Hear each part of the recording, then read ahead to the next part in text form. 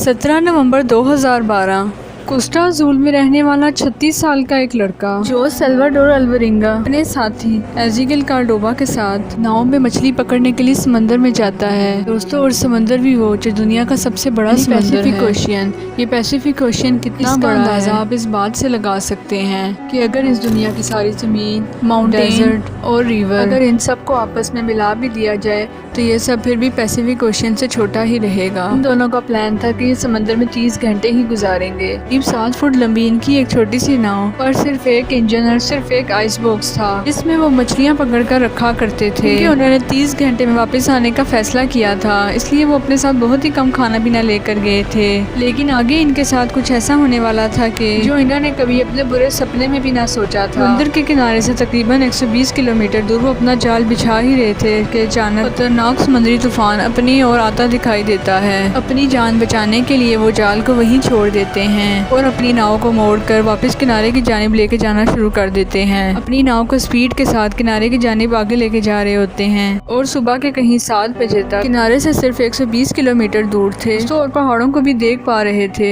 तूफान को तो वो काफी पीछे छोड़ आए थे, लेकिन दोस्तों अब इनकी किस्मत ने इनका साथ देना छोड़ दिया था। किनारे से सिर्फ 120 किलोमीटर की दूरी पर अचानक इंजन बंद हो जाता है। ऐसी सूरत में इनके पास नाव चलाने के लिए ना ही इनके पास चक्कू थे, ना ही नाव की डायरेक्शन को कंट्रोल करने के लिए इनके सेल। हालांकि इनके पास एक टू वे रेडियो जरूर था, इसके जरिए इन्होंने अपनी लोकेशन अपने बॉस को भेज दी और उनके जवाब का इंतजार करने लगे। दोस्तों, अब क्योंकि नाव का इंजन खराब हो चुका था, यहाँ तक कि अब नाव का कंट्रोल भी इनके हाथ में नहीं था। ऐसे में समंदर की तेज हवाओं ने उन्हें समंदर की जानिब धकेलना शुरू कर दिया। जो पहाड़ उन्हें नजर आ रहे थे वो भी उनसे दूर होते जा रहे थे। बचने की अगर कोई उम्मीद थी भी तो वो था उनका रेडियो। लेकिन इनकी किस्मत खराब थी कि बॉस के जवाब का इंतजार करते करते इनके रेडियो की बैटरी भी बिल्कुल खत्म हो गई थी। इनके बॉस ने इन्हें ढूंढने के लिए एक सर्च टीम बनाई और पैसिफिक ओशियन में इनको ढूंढने की कोशिश की दोस्तों, लेकिन अब काफी देर हो चुकी थी क्योंकि जैसे जैसे दिन गुजरते गए वैसे वैसे इनको ढूंढना और मुश्किल होता गया। हार मानकर इनके बॉस ने इनको ढूंढना बंद कर दिया। अब ये दोनों पैसिफिक ओशियन में कहीं गुम हो चुके थे। इनको ढूंढ पाना भी अब नामुमकिन हो गया था। दोस्तों, दुनिया के सबसे बड़े ओशियन पर सिर्फ कुछ ही आइलैंड्स हैं जो कि काफी छोटे हैं और इनमें से भी कुछ आइलैंड्स ऐसे हैं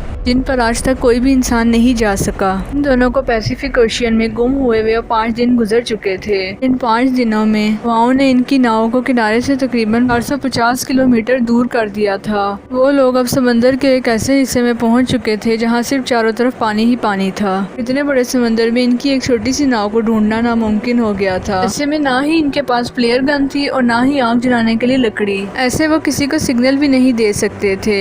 उन्हें इस बात की समझ आने लग गई थी इनका बच पाना अब नामुमकिन है, इसलिए अब पेट भरने के लिए उन्होंने अपनी नाव पर आके बैठने वाले परिंदों को खाना शुरू कर दिया। फिर आसपास तैरती हुई मछलियों को कच्चा ही पकड़कर खाना शुरू कर दिया। ये बात उन दोनों को भी अच्छे से पता थी कि समुद्र का खारा पानी पीने से मौत भी वाक़या हो सकती है, इसलिए उन्होंने समुद्र में तैरती प्लास्टिक की बोतलों में बारिश का पानी जमा करना शुरू कर दिया। दोस्तों, लेकिन हालात हमेशा इतने अच्छे नहीं रहते। कई दिनों तक बारिश नहीं होती थी तो वो मछली और कछुए का खून पीते थे, लेकिन वो भी तब जब वो उन्हें पकड़ने में कामयाब रहते। कभी कभी पूरा दिन कोशिश करने के बाद जब उन्हें कुछ खाने को नहीं मिलता तो भूख मिटाने के लिए वो अपने नाखून चबाने लगते। दोस्तों, दिन बीतते गए और फिर महीने, और इस मेंटल और फिजिकल टॉर्चर का सामना कर रहे थे।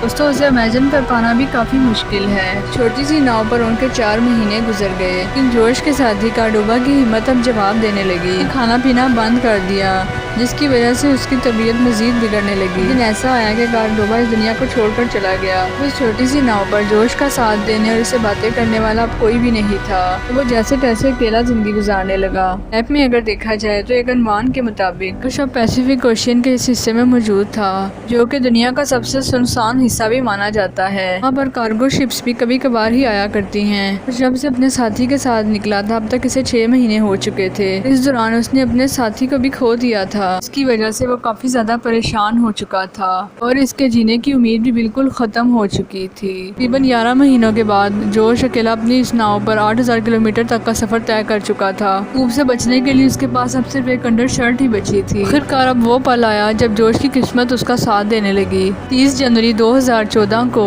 पूरे 14 महीनों के बाद जोश ने अपने आसपास नारियल को तैरते हुए देखा। ये देखकर जोश समझ गया कि आसपास कोई आइलैंड जरूर है। पेड़ों पर लगे नारियल टूट उठकर पानी में तैर रहे हैं। बड़ी ही देर के बाद उसे एक आइलैंड दिखाई देने लगा। उसको ये डर था कि कहीं ये आइलैंड भी इससे मिस ना हो जाए, इसलिए वो नाव से पानी में कूद गया और किनारे की तरफ तैरने लगा। फाइनली 14 महीनों के बाद वो किनारे पर पहुंच ही गया।